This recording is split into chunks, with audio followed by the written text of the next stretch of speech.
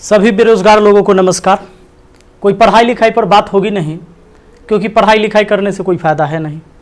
पढ़ाई लिखाई करा के ही क्या करेंगे जब आपको रोजी रोटी हो ही नहीं सकता आपके पढ़ाई लिखाई से। समस्या इस बात की है हमारे देश में कि मोदी जी केवल अपने मन की बात करते हैं। कभी इस जनता के भी मन की बात सुन लिया कीजिए। बहुत बार मन की बात हम लोग सुन चुके हैं, परेशान हो गए हैं। भैया बेरोजगारी इतनी बड़ी हो गई है, इतनी बड़ी हो गई, इतनी ज्यादा बेरोजगारी हो गई है कि जरा सोच के देखिए कि एक पढ़ा लिखा व्यक्ति जो ग्रुप डी के लिए, जो कि बीएससी कर चुका है, बीए कर चुका है, एमए कर चुका है, पीएचडी कर चुका है, ग्रुप डी के लिए फॉर्म भरता है और 2.5 करोड़ विद्यार्थी फॉर्म भरता है। भैया सोचने वाली बात है। मोदी जी 2.5 करोड़ जनसंख्या युवाओं का कम नहीं होता है। 2.5 करोड़ है तो उसके माँ बाप भी जोड़ लीजिए, भाई बहन जोड़ लीजिए, और वो युवा है तो उस पर उसके परिवार का निगाह टिका हुआ है, उससे एक आस जुड़ा हुआ है उस परिवार का। प्लीज आपसे हाथ जोड़कर विनती है हमारी। अब कहिएगा कि आप पगला काहे गया है। लोग कहेंगे, कुछ नेता लोग, देखो हमरा कोई पार्टी या पॉलिटिक्स से कोई मतलब नहीं है। जैसा बीजेपी वैसा ही कांग्रेस, वैसा ही आरजेडी, वैसा ही जदयू, सबका हाल वही है। अगर कांग्रेस का हाल बेकार नहीं होता तो बीजेपी नहीं आता, और आरजेडी का बुरा हाल नहीं होता तो जदयू नहीं आता। सबका यही समस्या है। मुझे किसी पार्टी से मतलब नहीं है, लेकिन मुझे अपने आदरणीय प्रधानमंत्री नरेंद्र मोदी जी से मतलब है। ये छात्र ने आपको बनाया है, ये छात्र ने आपको जिताया है, और केवल आपको अपने मन की बात करने के लिए प्रधानमंत्री नहीं बनाया था। कहेंगे कि तुम्हारा क्या जाता है भैया, तो आपको पता है जब आप देश के खातिर अगर कोई भी चीज युवाओं से आप कहते हैं कि भाई योगदान करो। अभी कोरोना वायरस के समय सब लोगों ने आपका योगदान किया, मैंने भी किया, 1 लाख रुपए डोनेट किया था। मेरा अधिकार बनता है कि मैं आपसे सवाल पूछूं। मीडिया वाले आपसे नहीं पूछेंगे, क्योंकि मीडिया वाले आपके हिसाब से चलते हैं। मीडिया वाले वही चीज दिखाते हैं जो लोगों को देखने में मजा आता है, लेकिन बेरोजगारी पर कोई बात नहीं करेगा। व्यू नहीं होंगे, इसलिए बेरोजगारी पर बात नहीं होगा। उसको चर्चा केवल चाहिए कि रिया चक्रवर्ती किसके साथ आज घूम रही है, कल कहां सोई थी, परसों कहां सोएगी। रिया चक्रवर्ती के बारे में ही केवल चर्चा होगा। लोगों को मजा आता है, उस पर व्यू होता है तो वीडियो उसी पर बनता है, उसी पर लोग चर्चा करते हैं, क्योंकि चैनल का टीआरपी बढ़ते रहे। और ये मजबूरी है हमारी कि एडुकेशन चैनल वाले अब पढ़ाई न करवा के ये सब चीजें पर उतर गए हैं। मैं आपको आज बहुत सारी बातें बताने वाला हूं, करने वाला हूं। जो भी लोग हैं जिनको परेशानी हो, क्षमा चाहते हैं। अब परेशानी हुई है तो क्या कर लीजिएगा, हमको इतना ही कर दीजिएगा। कभी गोली मार देगा कोई तो याद रखिएगा, इतिहास जब लिखा जाएगा तो मरने वालों में लिखा जाएगा, भागने वाले और बिकने वालों में नहीं होगा। सीधी सी बात है। अब ये बेरोजगारी की आलम यह है भैया कि अब आपको बता देते हैं, पढ़े लिखे लोग 2.5 करोड़ स्टूडेंट जो रेलवे का फॉर्म भरता है, जिसमें 500 रुपए सरकार लेती है। इस तरह से टोटल 12.5 अरब होता है रुपया, यानी कि 12 अरब 50 करोड़। बात समझ में आ रहा है? हमें समझ में आ रहा है। चूंकि मैथ का मैं टीचर हूं तो मुझे समझ में आता है। हमारा गांव में 5 रुपए ब्याज चलता है मोदी जी, 5 रुपए सैकड़ा महीना का ब्याज चलता है। 3 रुपए मान लेते हैं कि मोटा रकम है तो 3 रुपए। अब 3 रुपए से हमने निकाला 3% से महीना का, चूंकि महीना में ब्याज चलता है गांव में, तो इस तरह से 12 महीना में 36% हुआ, 2 साल में 72% हुआ, और ये 12.5 अरब का जो ब्याज हुआ वो 9 अरब हुआ। 2 साल आप लटका दिए रेलवे वाला फॉर्म भरवा के लड़का सबको 500 रुपया लेके। अब आप कहिएगा कि एग्जाम के बाद तो हम पैसा लौटा देते हैं, लेकिन बात यहां यह है कि पैसा तो आप लौटा दीजिएगा, 100 रुपया रख लीजिएगा, 400 लौटा दीजिएगा, लेकिन 2 साल में आपने बिजनेस कर लिया है 9 अरब का। भैया बहुत होता है 9 अरब, कोई साधारण बात नहीं है। अब देख लीजिए, आप कहेंगे कि इतना बकर बकर कर रहे हैं, भाई गरीब आदमी है। जब मेरे अकाउंट में केवल 1,23,000 रुपया था ना, तो 1 लाख रुपए हम पीएम केयर फंड में दिए थे। काहे जानते हैं? कि कोरोना से लड़ाई लड़िएगा ना, तो कोरोना से लड़ाई लड़िएगा तो देश हित में ही पैसा जाएगा। इस पैसा से जब वैक्सीन बन के आएगा, या हमारे साइंटिस्ट लोग जब इस पर रिसर्च करेंगे वैक्सीन पर, तो खर्च लगेगा। तो आदमी किसके पास जो औकात था, 1 रुपया, 11 रुपया, 100 रुपया, 50 रुपया, 1 करोड़, 500 करोड़, 1000 करोड़ लोगों ने योगदान दिया, जिनसे जो हो सका। पूरा देश आपके साथ खड़ा था, आपके साथ खड़ा था, और याद रखिएगा कि ये युवा बेरोजगार रहेगा तो आपके विरुद्ध खड़ा होगा, भैया तख्ता पलट जाएगा। ये बात पक्का सुन लीजिए, कहा कि आज हम दिल से बात कर रहे, दिल से बात किए थे तब ना मदद किए थे।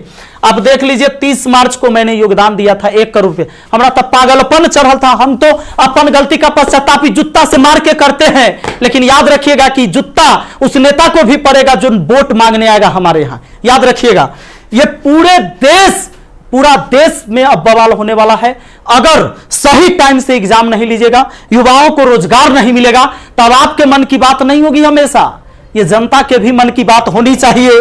यहां पर आप नहीं, आपको पता चले तो जिन लोगों को बुरा लगता होगा सर्च कर लीजिएगा, प्रधानमंत्री राहत कोष में 1 लाख रुपए का योगदान दिया। मैथ मस्ती लिखिएगा, ये लाइन लिखिएगा, मैथ मस्ती लिखिएगा, जरूर आ जाएगा, आपको पता चल जाएगा। हमारा घर भी करकट का है और फिर भी अकाउंट में 1,23,000 था, 1 लाख रुपया डोनेट किए थे ताकि हमारे देश में खुशहाली आए और इस कोरोना वायरस से हमारा देश लड़े। ए भाई, वो बच्चा के पैसा दिया हुआ है, जो हम पढ़ाते हैं ना, वो वीडियो देखता है ना, वो व्यू होता है, उसे पैसा आता है, वो पैसा हम आपको दिए थे। पाप लगेगा ना, तो तनी ध्यान दीजिए यहां पर। ये देखिए, कहते हैं कथी कि स्थानीय खिलौने बनाकर आत्मनिर्भर भारत बनाइए। खिलौना तो हम बनल है, जैसे मन होता है आप खेल रहे हैं, जो आप कह रहे हैं लोग वही कर रहा है। अब हम कौन खिलौना बने? खिलौना तो जनता बन चुका है आप लोगों का। ये हमारे मोदी जी थे, ये हमारे नीतीश बाबू हैं। इनका चाल सुनिएगा, इनका चाल क्या है। अभी जब चुनाव आने वाला है तो बिहार पुलिस के बहाली निकाल देंगे, बिहार पुलिस के बहाली निकाल देंगे तो भारी संख्या में एग्जाम को करवा लेंगे, रिजल्ट नहीं देंगे। अब एग्जाम दे के लड़का फसल है कि अगर नीतीश जी नहीं आते हैं तो फिर आगे रिजल्ट नहीं आएगा, कोई ना कोई बवाल। चूंकि बिहार में कोई एग्जाम जो है ये ना है कि साफ सुथरा से हो। आप देख रहे हैं बिहार एसएससी का एग्जाम कितना साल में हुआ है, आदमी बूढ़ा गया, जवानी में दिया था एग्जाम और रिजल्ट आते थे बूढ़ा जाएगा। अब चूंकि बिहार में एग्जाम ऐसी होता है, तो ये क्या होगा कि रिजल्ट होगा चुनाव के बाद, मजबूरन फिर नीतीश कुमार जी को चुनेंगे, शिक्षक के बहाली आ जाएगा, बिहार पुलिस के बहाली आ जाएगा, सारे बहाली, दरोगा सब के बहाली आएगा। ये कब होगा? चुनाव के टाइम में भैया। तो नीतीश जी का जो ये था, इसमें इन्होंने कहा कि नल जल का रख रखाव करने के लिए वार्डों को 2-2 हजार रुपया मिलेगा। हे प्रभु, ये 2-2 हजार कहला दे रहे हैं, नल जल के दशा दिखा दें। 33,000 करोड़, 33,000 करोड़ रुपया आपने बिहार में नल जल पर खर्चा कर दिया। आज आपको असलियत हम दिखाते हैं, इस वीडियो में देखिएगा आप लोग जरूर। इस वीडियो को इतना शेयर करिएगा कि मुख्यमंत्री से लेकर प्रधानमंत्री तक पहुंचना चाहिए, बिल्कुल पहुंचना चाहिए कि हमारे जहां से हम हैं वहां की स्थिति आपको दिखा देते हैं कि नल जल का स्थिति क्या है। बेरोजगारी तो भैया आपने ऐसी पहुंचा दिया है यहां पर कि लोग अब कुछ करने लायक नहीं है। आप अगर आत्मनिर्भर बनाना था, खिलौना बनाना ही था, ये कहेला पढ़वा रहे, शुरू से खिलौने बनवाते। कहेला 500-500 रुपया लेके फॉर्म भरवा लिए और 2 साल में 9 अरब आप ब्याज कमा लिए। प्रभु क्षमा कीजिए, प्रभु इस पर कोई उपाय कीजिए, वरना आपकी तख्ता पलट जाएगी। और सारे विद्यार्थी, जितने भी छात्र हैं, मैं आप सबसे अपील करता हूं, इस वीडियो को शेयर करिए, जितना ज्यादा शेयर हो।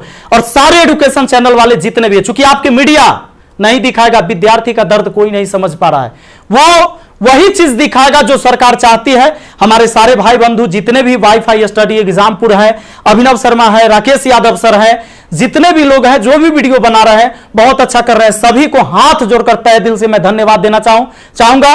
क्योंकि ये विद्यार्थी जो बेरोजगार है ना, उसी के वजह से हमारा रोजगार है, यही बात सच्चाई है। और इसीलिए हम इनके लिए लड़ेंगे, चाहे जो हो जाए। धरना प्रदर्शन होगा, पूरे देश में धरना प्रदर्शन होगा। और जहां ये 2.5 करोड़ विद्यार्थी सड़क पर उतर गया तो सुन लीजिए, ये बिहार से लेकर दिल्ली तक हिलेगा, ये बात निश्चित है। एक साथ हम हैं, सबके साथ हैं। सारे छात्र आंदोलन करने के लिए तैयार रहिए। एसएससी टाइम से एग्जाम नहीं लेती है। एक तो आप वैकेंसी ही कम निकालते हैं, अब वैकेंसी कम निकालते हैं तो जो निकालते हैं ओकर तो कम से कम एग्जाम ले लीजिए, सही से रिजल्ट ले लीजिए, सही से रिजल्ट दीजिए और एग्जाम सही से ले लीजिए, टाइम से ले लीजिए। एक शेड्यूल बना दीजिए, जैसे मैट्रिक का एग्जाम होता है, 12th का एग्जाम होता है कि इस महीने में होगा, इस महीने में रिजल्ट होगा। उसी तरह एसएससी का भी एग्जाम होना चाहिए, रेलवे का भी एग्जाम होना चाहिए। आपको जितने सीट पर लेना है, लेकिन इसका एक टाइम फिक्स होना चाहिए। कितने इस महीने में एग्जाम होगा, इस महीने में रिजल्ट आएगा, इस महीने तक ज्वाइनिंग होगा, ताकि अंधेरे में लोग ना जिए। हे प्रभु, ये पाप लगेगा अगर इस युवाओं के साथ गरीब के बच्चा ना जनरल कंपटीशन के तैयारी करता है, आर्मी के तैयारी करता है, गरीब के बच्चा जाता है, कम से कम एकरा साथ इतना अन्याय ना कीजिए। ये पाप का घड़ा भर चुका है। मैंने अपने सर पर जूता मारा है। अगर वोट मांगने मेरे एरिया में आइएगा, हम जूता मारेंगे आप लोग को, ये बात पक्का कह देते हैं। आई वीडियो शेयर होना चाहिए। आप सबको इस बात के लिए मैं कहना चाहूंगा कि आप शेयर करिए, इस वीडियो को पहुंचाइए, जहां तक हो सके इसको पहुंचना चाहिए। और हर व्यक्ति आपसे हाथ जोड़कर विनती है कि हल्ला बोल ये नारा लगाइए और सब लोग पहुंचाइए, सब लोग वीडियो बनाइए, जितने भी एजुकेशन से जुड़े हुए हैं, क्योंकि कोई मीडिया वाला आपको दिखाने वाला ये नहीं है। और बस यही बात कहना चाहेंगे और जल्दी आग के तरह इस वीडियो को फैलाइए। और ज्यादा कुछ नहीं बोलेंगे। बेरोजगारी इतना बढ़ गया है कि आप सब कुछ समझ ही रहे हैं।